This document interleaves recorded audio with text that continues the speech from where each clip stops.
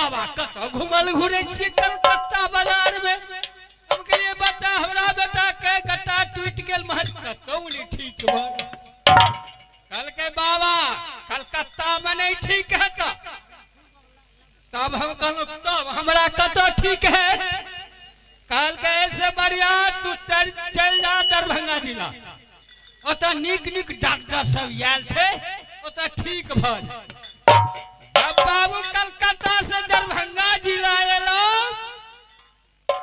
की भले यौ तब ओता डॉक्टर पहले 500 टका फीस ल फीस तो पहले ले छे पैसा आर नहीं लागल रहिए ना ना यार देखा के हाय नाना नहीं कहे छे हां नाला आला यानी आला कहे छे आला वह आला देखा के कहे छे यहां नहीं होगा भागे आवी कहू दादक वाला छल लिए भरुबा रुदला के जाहिन खैनी में चुन दे के आ ठोक दे छे उड़ा दे छे तना हम राज बाबा को उड़ा देले त हमर नाम नहीं माहिर सुनिए बाबू मेहरबान सुनिए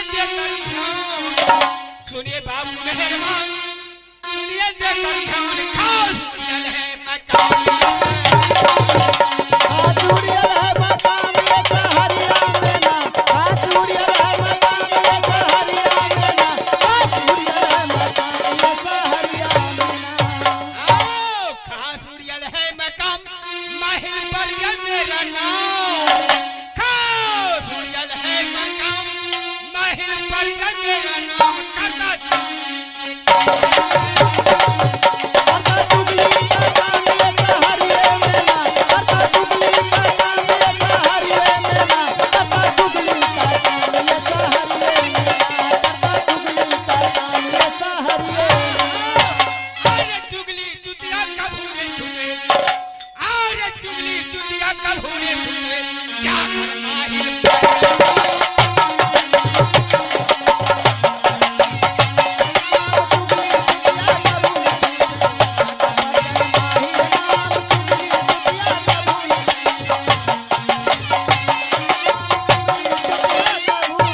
और लीले रंगा लीले पथरी भाज है बाबूरा दलिए उड़ा दियो बाबा के और लीले रंगा लीले पथरी ताई पर चढ़े माही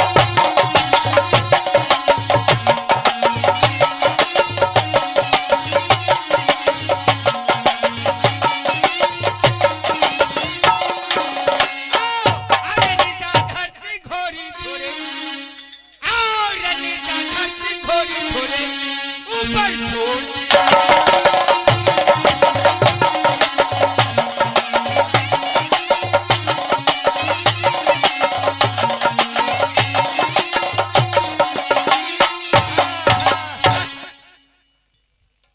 मास्टर साहब आप जतरा बना दे छिए कतक राज राज महबा के छोड़ लिए का फर लिए कहा भरुबा के जतरा बनलिए आई राजते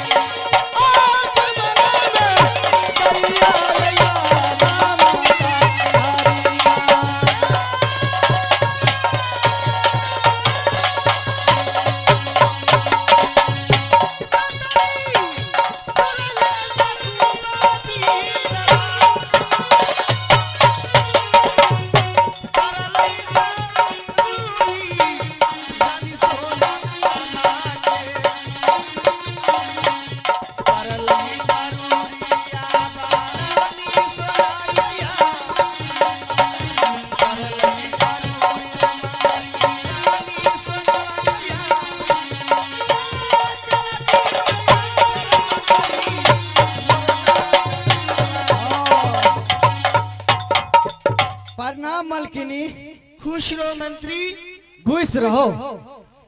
खुश रहो, आशीर्वाद है। फेर कहलियन 20 बेर माथा नहीं ठोकैला। क्यों भाई अखन ते धारा फिर कैलो हना।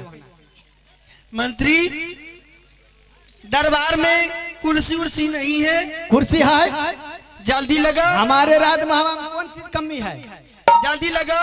हो तेरे इश्क की दीवानगी सर पे चढ़ के बोले,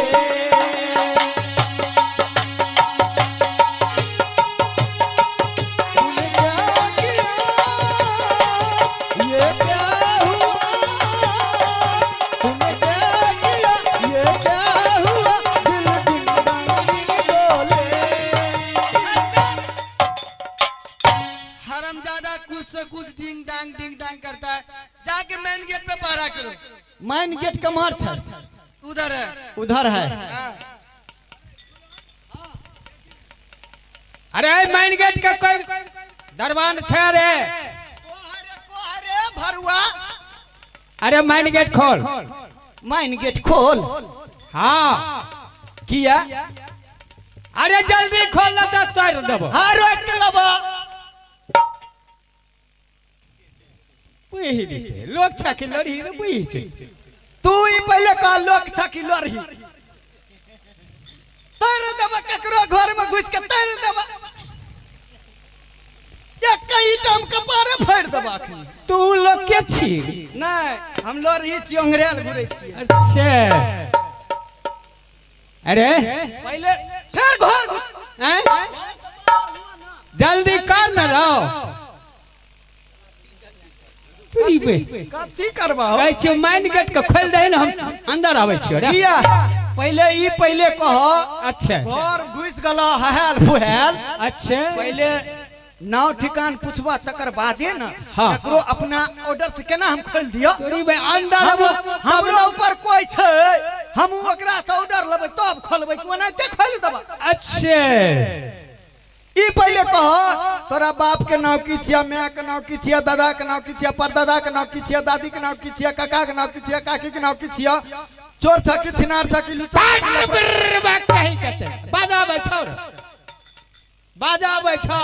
नाव ठिकान कहबह न तू। अरे हमर घर लगे राज उड़िया। समझ गेली। बैठा साइड हुआ। मलकान है। क्या बात है रे? एगो अइलहन। अरे कौन आया है रे? उड़ कैलहन। अरे जिस शुरू उधे उड़ा दो दोबारा। जा यानी जमरे से ले हमरे उड़ा दिए। आ जा। उड़े वाला हमार सुना।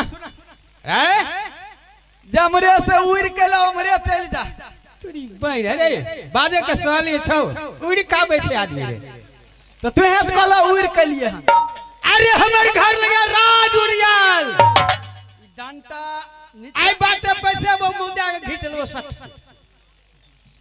दीवाना नहीं मान लगे छै टाइमे नहीं छै न त हागे भरे छिए।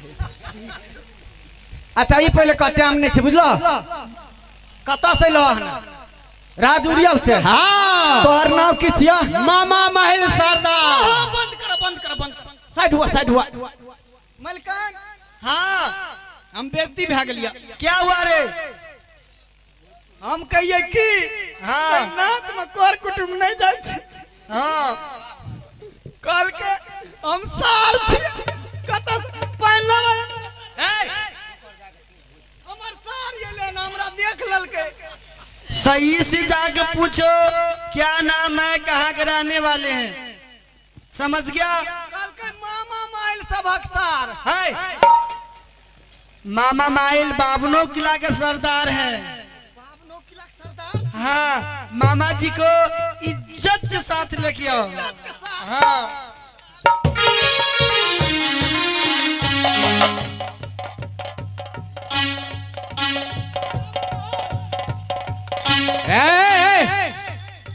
तुरी बैर उर्वेशी लगल छै पे। हैं?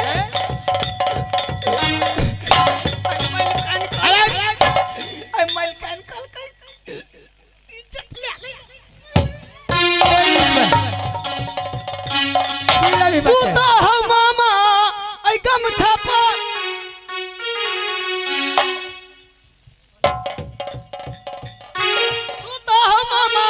गमछा पर हो दहिया लटाई के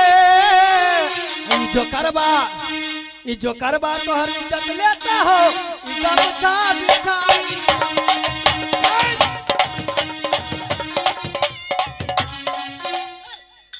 रे अपने मने बजवा लगे छे कहना रे इकरार के कहना कुछो बजवा लगे छे रे तुरी बहनी तू की समझली इज्जत आने छो इज्जत इज्जत रे हां इज्जत हम कोनो कुदार करे गामे गाम इज्जत बेचने खड़ी छी हैं हमर मालिकान कल के इज्जत ले लेना इज्जत लेल जाय छै से पता छौ केना लेल जाय छै कना लेन जाय छै टोकरी छौ टोकरी हां सौचे छिट्टा हम कपारे में रखै छी आ त नीचा में रख दै छियो